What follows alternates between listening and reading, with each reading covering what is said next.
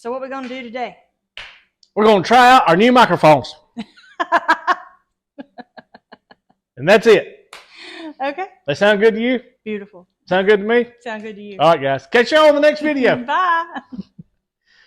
No, yesterday while you and Madison was gone to the fair, me and Bradley took the cylinders off the lift. But anyway, so we moved Stan and Dorothy outside in order to work on this. I can't get the packing and the parts and the seals that I need till this week because everybody I called wanted me to bring them the cylinder.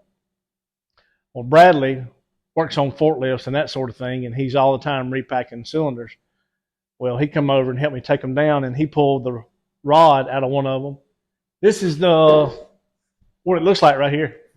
So that's what's in there. And you can see one of these was torn. Why do they look different? One's let's see here. I think this one goes in first, and this one's, I don't know. I can't remember. It's just one side together? Oh, yeah. Oh, I thought that was like each. Yeah, this holds it in. So, anyway, yeah. Bradley knows way more about that than I do. Okay. So, I'm going to take them. This is one side. Tell them to, oh, yeah, there it is. That white thing broke? No, the O-rings. See right there, Brad? Oh, I do, but the white one, is it supposed to have a gap? That is, I think, now it could be broke. Looks broke. But I think it's supposed to be like that, kind of like a ring on a piston. Don't hold me to it. I don't know. We'll find out. I need them back fixed because I missed my lift. And everything I've got planned to work on needs to be up in the air where I can be up under. During that, Stan did not want to crank. The intake was covered in fuel. The accelerator pump must have started leaking either coming home from cruising the coast, or I don't know. We hadn't drove it since we come home from cruising the coast. Well, anyway, it was hard to crank. Would not crank. And I seen, or actually, I'd popped the hood and was putting the battery cable on to crank it and move it out.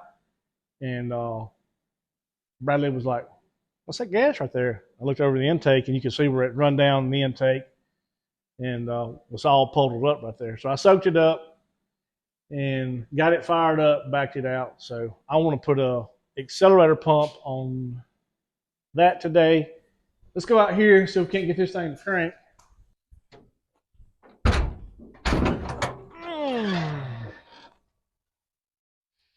Oh yeah, it's running everywhere.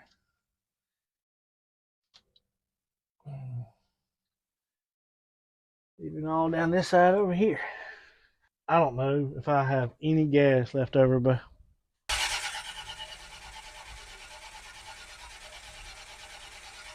it's pumping. It's pumping. It's pumping.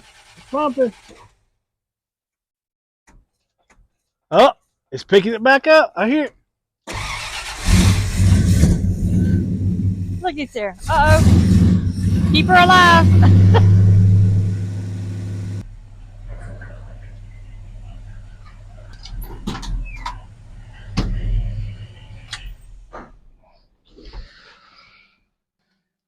Advance, no, scratch that. O'Reilly's did not have the accelerator pump. It normally hangs on the little performance shift over there. They were out. I went to AutoZone. He said that they did not carry no such thing. So I looked it up on my phone, gave him the part number. He's like, "Oh, it's on aisle 6." And I told him it was for a Holley carburetor. You gonna tell him what he did? He asked me. It was a little giggle. He said, "What is this for?" I said, "I need the accelerator pump for a Holley carburetor. 600, 650, a lot of them interchange and swap." And he said, and he was a manager too. That's what's even worse. He said, "What automobile are you working on?" I said, "Oh, I'm sorry, a 1927 Model T." He said, "Oh, okay then. Well, we'll have to order that." So I pull up the part number and I show it to him, and he pulls it up in his computer and he's like, "Oh, here it is." So yeah. Anyway. Oh, that was so funny to me. Look, I didn't realize how bad that, well, I'm not going to talk bad about nobody because there's a lot of stuff I don't know about fuel injection things, but I guess I forget that today's generation don't know anything about carburetors. So everything, if they can't plug into it or hook a laptop up, then they're lost. But if I was having to plug in a laptop, I'd be lost. Mm-hmm. Probably just to get gas everywhere. Oh wow, you got it done already.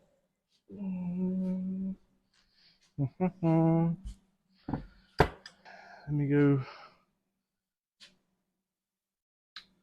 I gotta go kill some weeds. I'll be right back. Okay. All right, weeds are dead. Okay.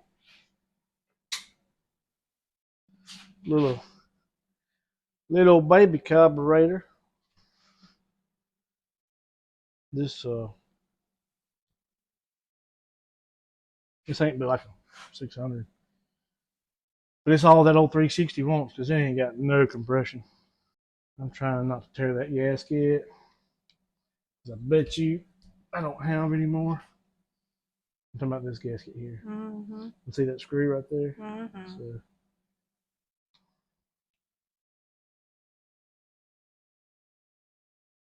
Okay.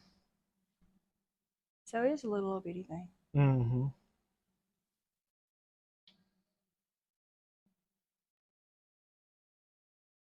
Does it fit? Does not. Really? Wrong one. Well, darn. I'm gonna look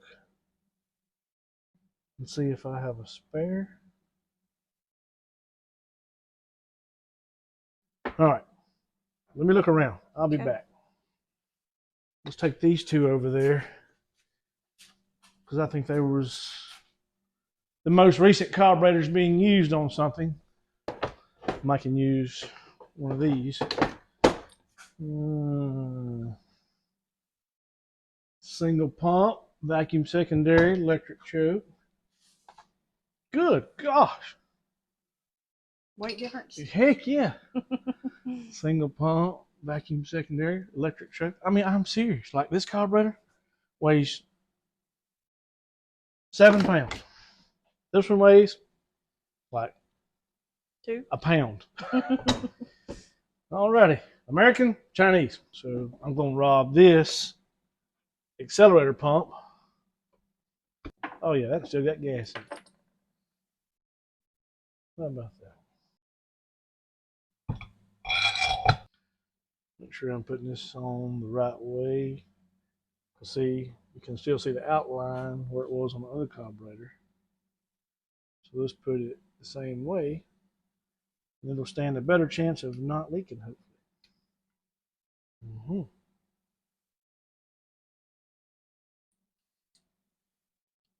I'm about to get me some of them glasses. I see you wearing those reading glasses. I catch myself doing this. Are you getting old too? Well, I'm looking down and I'm making these weird faces, like trying to focus. I told you. All right, Mr. Accelerator Pump, thank you for loaning yourself to us. Got to change that right there. Look at that. That's a vacuum leak waiting to happen. Am I biting my tongue off yet? Not yet. I didn't know how bad I was about doing that until you started making these videos. All right. Think it's gonna run? Yeah. Think it's gonna leak?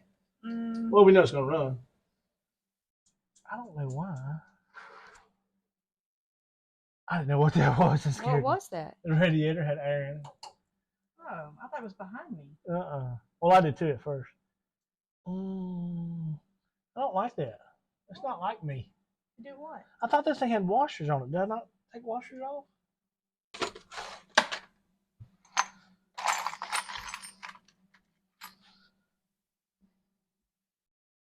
Yeah, I could have swore it had some washers on there. So you didn't, or you lost them? I guess I didn't put none on it, though.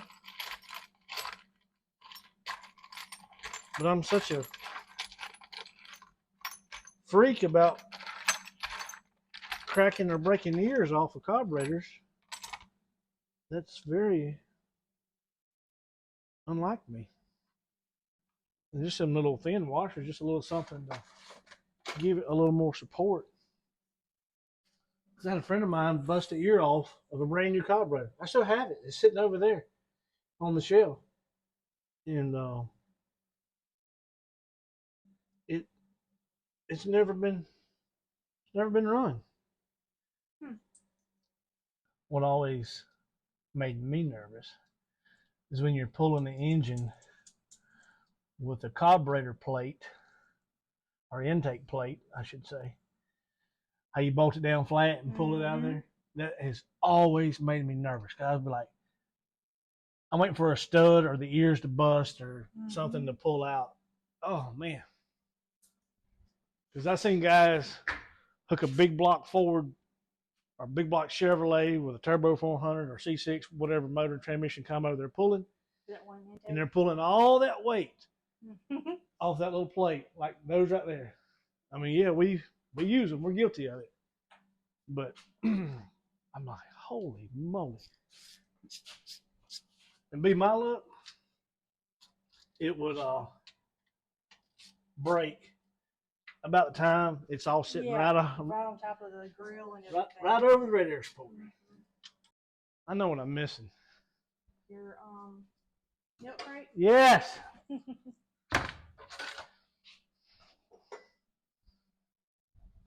Missing my milk crate, missing my light. Oh yeah, that's something I need for Christmas. Milk crates? Oh, I'd love to have some milk crates. Oh. I wish I could find me some of those metal ones because I use them all the time. I need a real awesome drop light. Something a little more heavy duty. When I was helping Josh on his 55, he had one on a magnet. And I was under his car working, and I stuck it to his header collector. He's got a big block Chevy in his 55. And I had been up and down, back and forth to the top side and the bottom side working. And we was fixing to crank it for like the first time, or I can't remember. But anyway, I had the light down there shining and had another light up here. I was tuning the carburetor and setting the time and everything. Well, his light was a real nice magnetic light, and I had the magnet stuck on the header. And I'm sitting there and I was like, man, Josh like, what's that smell? Oh no. I'm like, it smells like burnt wires. So I'm worried that the main power wire is laying on the header. And I look down there and plastic's dripping. And that header melted that light. Oh gosh. And until this day, after the plastic cooled off and it all just kind of hung where it hung, he still uses it. It still works. Oh wow, we need that light then. Yeah. I don't know what brand that is. I was like, I ain't got that kind of luck. I hope this is no more leakage. Leakage. You know what I forgot to do, right? Nope. Change that vacuum cap. Oh yeah.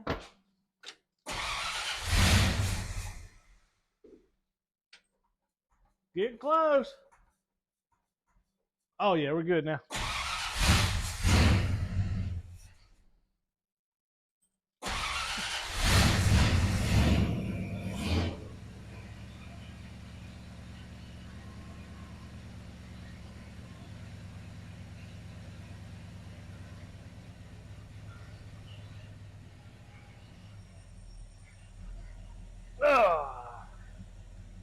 All good?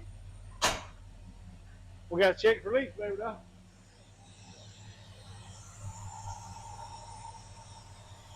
So yesterday when I fired it up, you can see around here, right here, around this, it was just drip, drip, drip, drip, drip. Okay. So we have no drippage.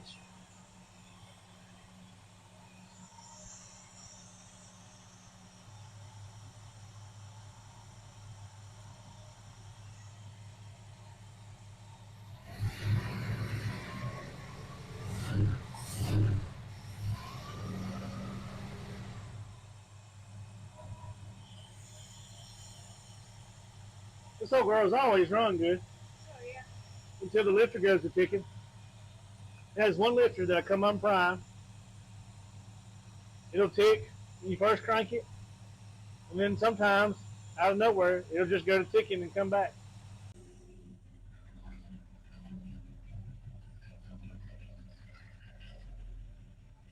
Okay.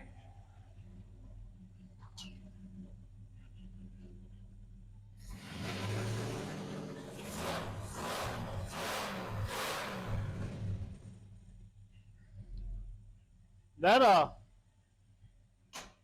that might, accelerator pump got a little pickup in it. you might have 500 more horses now. Well, it don't have 500 horses, I can promise you. It'll be lucky to have 200. But I will say this about it. It's got a pile of torque. Because no matter what we've ever put behind it, you don't know it's back there. Oh yeah. We can load her down with uh, ice chests and suitcases and grills, and we put a car hauler with a Mustang behind it, or whatever. The truck, let me wipe this off. The truck, the suspension knows it's there, but this old LP motor, it will pull just about anything. Which I remember as a kid that guys used to brag on 360s and 390s and 352s. They said that, Never heard of a 352. well, they all started life off as the 352. I'm pretty sure this block right here says 352. Uh, so 428, 390, 360, and 352 use all the same block. But all the blocks are stamped 352 in the front. Well, I say all of them, the majority of them. So if by chance you was at a junkyard and found a stack of LP motors and you brought them all home and you was like, I got me a pile of 352s, you know, you could have 360s, 390s, maybe, or maybe even some 428s. But the only way you could tell them apart is measure the bore and the stroke in them to determine them. So I know we've got 4 or 5 360s, and I know we have 2 390s because I got one over in the corner that I always intended on putting in here. But this thing just always runs so good. It don't leak no oil. It don't burn no oil. It don't smoke. But anyway, the only thing it does not like, no, I was saying that wrong. The only thing that it really, really, really does like is gas. So, and they say that a 390 will get better fuel mileage than a 360. Not have to work as hard, or I don't know that. It's just a combination of maybe the compression ratio and the chambers in the head and the. But everybody I've ever talked to that said they went from a 360 to a 390, the 390 got almost double the fuel mileage. wow. They said this would get like 7 or 8, and a 390 would get like 12 or 14. So, but hey, we're not about miles per gallon. We're about miles per gallon.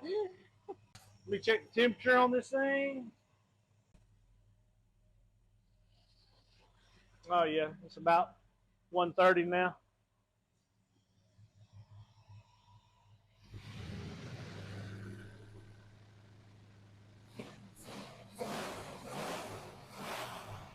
I'm not even going to tune on the carburetor Okay. because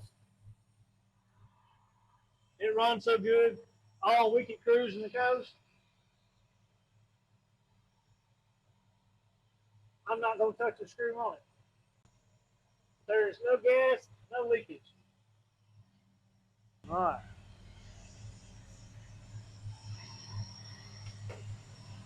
I'm going to back this out. All right, guys. So Stan's running good now. The accelerator pump fixed that issue, and I was gonna grab the Mustang and start working on it, but we'll save that for another video because I'm fixing to service Jennifer's truck, and we're gonna find our wagon in here somewhere and load it up because we're leaving tonight, headed to Moultrie, Georgia, to the Fall Automotive Swap Meet. It's all day Friday, it's all day Saturday, and I think maybe all day Sunday. We never stayed for Sunday. They usually started packing up Saturday evening, so I think some of them leave. So it's listed online as a 3-day swap meet. This is our 3rd year going. We're going to meet up with some friends, and we're all going to travel over there tonight. That way we'll be rested and ready to go in the morning, bright and early when the gates open, because it is a lot, y'all. Google it, YouTube it, check it out, look at it. This place is amazing. If you're looking for a particular part, most likely you can find it here, because I'm telling y'all, wow. I mean, engines, transmissions, chrome, bumpers, fenders, any kind of part that you can think of is there. And on top of that, there's cars for sale everywhere. Complete cars, show cars, projects. I mean, just tons of stuff. Also got good food there too. Anyway, so we're going to end this video right here. We will pick up next week sometime. Are you going to film at Moultrie? I am. Okay. Well, we will show y'all some of Moultrie, and maybe we will show y'all some goodies that we have bought. The goodies won't be for me. Why? They'll be for you. Why? Because you need more stuff than I need. I just need my Chevelle crank. That's all. And I don't have enough money to buy for both of our projects. So probably going to get some stuff for the Chevelle and the 55. Your 55. Okay. I might can get me a corn dog. Okay. Anyway, guys. Hey, thank y'all for watching. Thank y'all for hanging out with us and subscribing and liking and commenting. We appreciate it so much. So we will catch y'all on the next one. Y'all be safe. Bye.